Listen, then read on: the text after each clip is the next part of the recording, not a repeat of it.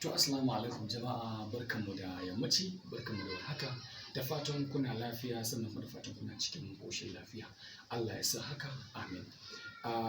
Ya ibada, Ubangiji Allah ya ba mu ladan ibada, dukkanin alkhairi da kuma albarka da ke cikin wannan watan, Allah ya tabbatar mana da shi, sannan kuma Allah ya sada mu da shi.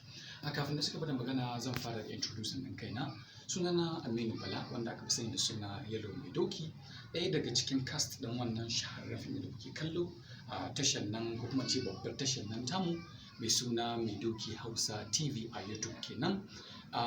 Na yi wannan, ko kuma ce mu yi tunanin yin wannan bidiyon ne ba don saboda komai ba, sai don saboda mu ba ku haƙuri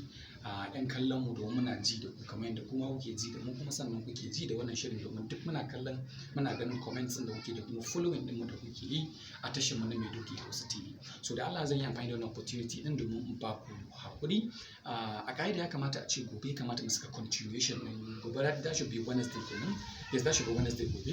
gobe kamata a ce mun saka continuation ɗin film ɗin da kuke kallo mai suna Gimbiya Anisa. To amma sakamakon saboda irin time warrant, so ya kamata a ce, ko kuma ce dai abubuwan da muka yi a baya, mun yi season 1 ne, mun yi episode 1 to 6 according to shirin shine season 1. So we were tunanin cewa za mu zo maybe before azumi ko kuma cikin azumi, kafin dai wannan lokaci, kafin lokacin da content ɗin episode season 1 zai kare, mun so a ce mun fita mun yi working out na season 2. To amma very unfortunate, kan san kana taka ne, Allah yana yin nashi, kuma na Allah nan har abada a koda yaushe shine daidai, kuma shi yake faruwa. So unfortunately ba mu samu damar yin haka ba, har ubangiji Allah ya kawo mana wannan larura, wannan annoba mai suna COVID-19, corona kenan, wanda sanadiyan wannan corona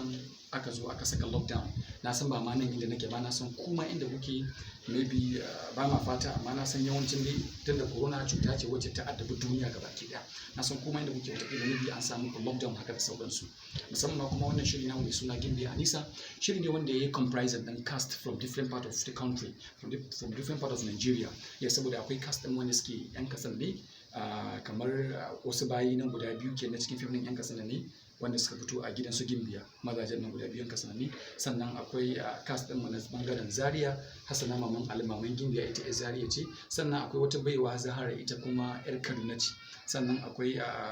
dan sarki Anwar, Yarima Anwar kenan, wanda ke zuwa daga cikin birni, shi kuma daga all the way from Benin ya zo garin Kano saboda fim ɗin Gimbiya Anisa. So idan ku kula dai a takaice, akwai cast ɗin mu wanda suke da outside Kano, kuma outside even northern part of Nigeria. So we have no choice but to bear with the situation. So haka Allah ya tsara, kuma haka Allah ya kaddara. Da kamar a ce irin tsakanin 'yan anguwanni ne haka, kuma koma da kamar a ce duk area mu ɗaya, kamar a ce da Kano muke, inda muke yin shooting ɗin Gimbiya Anisa can wani kurmumin daji ne, hanyar Katsina, sai mun fita daga Kano muke zuwa location ɗin da muke wannan aiki na Gimbiya Anisa da muke kawo muku. So shine muka ce ya kamata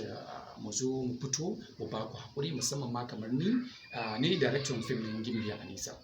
Shi sa na ce to ya kamata kafin gobe in samu dama in fito in ba ku haƙuri, domin kun cancanci a ba ku haƙuri. Muna jin daɗi da kuke following ɗin, muna jin daɗi irin comments ɗinku da nuna son ku da sha'awar ku a cikin wannan shiri namu, wanda kuma dama already dama mun shirya shi ne, mun yi organizer ɗin shi ne ba dan saboda komai ba, just to make you people happy, to entertain you, takaice haka da sauransu. So dan Allah dan Annabi ku yi haƙuri, ku yi bearing da mu haka da sauransu. Kuma ne muku albashirin cewa insha Allahu ba za mu yi ƙasa a wuya ba, tashar Mai Doki Entertainment, in Allah ya yarda, kafin mu ga yadda gari zai zama na lockdown kenan. Ba mu sani ba, zai zo za a cire mu a lockdown wannan satin ne, ko sati na gaba, ko kuma bayan sallah. Kun ga dai sallah ma da ta gabato. So a takaice ma dai zan ce muku dai kai dai mu haƙuri. Continuation ɗin Gimbiya Anisa zai zama kamar it should be somewhere around bayan sallah haka da sauransu. Amma before then akwai mana da content a ƙasa wanda already mun riga mun yi su. Yes, wannan insha Allah ba za mu bar muku tashar tamu haka nan dizzy babu komai ba. So you bear with you people, so you people should bear with us. So za mu ringa samun ɗan abubuwan da za mu ringa samu ku, da su ma za su nishaɗantar da ku, za su ilmantar da ku insha Allah, sannan kuma za su gamsar da ku haka. Yes, akwai in Allah ya da gobe, maybe ko yau din nan ma da daddare, maybe zuwa anima, ko kuma dai gobe, tsakanin dai yau zuwa gobe Allah yadda za mu sa muku Gimbiya Anisa initial. Akwai Gimbiya Anisa wanda muka fara yin aiki da ita, ba Aisha na Jawo bane, ita wannan sunanta Amira Shu'aibu. So Amira Shu'aibu da ita muka fara aikin a lokacin da muka zo mu yi complete aikin mun je mun yi episode 1 da ita. Lokacin da muka zo mu yi complete aikin unfortunately aka musu rasuwa ita kuma Ed Just. To mun riga mun sa date cast din mu na wayannan garuruwan da na gaya muku duk sun zo ita kuma ranar aka yi musu mutuwa. So unfortunately bata samu dama ba kawai sai ta tafi wajen da aka yi mata mutuwa mu kuma muka yi mata addu'a shine muka canza ta muka sa Aisha Najabu saboda kun san kamar yadda na faɗa ne muna namu Allah yana nashi kuma sannan Allah ne shine daidai haka dai Allah ya tsara haka da sauransu kuma ko da yaushe muna fatan Allah ya sa hakan ya zama alkhairi. So kamar yadda na gaya muku ne insha Allah gobe wuta su gobe in Allah ya yarda za mu ɗauko wannan episode da muka fara yi za ku ga akwai canjin cast shi ma dai Gimbiya Anisa ne amma akwai canjin cast shi za mu samu gobe Allah ya yarda idan Allah ya kai misalin ƙarfe 8 normal da muke sawa dot na dare kenan na ce ko ne amma in Allah ya da za mu samu ku a wancan Gimbiya Anisa saboda shi na tashi ma rubuta title din zan sa Gimbiya Anisa na farko zan sa banda shi kuma akwai rikicin Fulani akwai rikicin dan Fulani da Kado akwai banda wannan ma dai akwai shirye-shirye banda wannan sati na gaba ma duk dai akwai shirye-shiryen da zamu will keep you engaged insha Allah za mu ci gaba da saka muku shirye-shiryen mu domin jin daɗin ku as well mu ma kuma domin jin daɗin mu domin muna matukar jin daɗi da farin ciki da irin haɗin kai da kuke bamu wajen kallo da kuke yi akai kuma sannan ku ne mana subscribing muna jin daɗi wanda ma ba su subscribe da Allah in kun kallo wannan bidiyon da Allah sai ku danna mana subscribe bayan kun danna subscribe kuma sannan sai ku danna kararrawa a tashar nan tamu ta Midoki Entertainment. Kafin na gushe ba zan gushe ba sai na mika sakon godiya na da gaisuwa na tare da jinjina ga 'yan ƙasar Libya. 'Yan ƙasar Libya bangaren Saudiya ina mu godiya Allah ya saka muku da alkhairi muna ganin irin comments ɗinku da irin gudunmawar da kuke bayarwa domin ganin cewa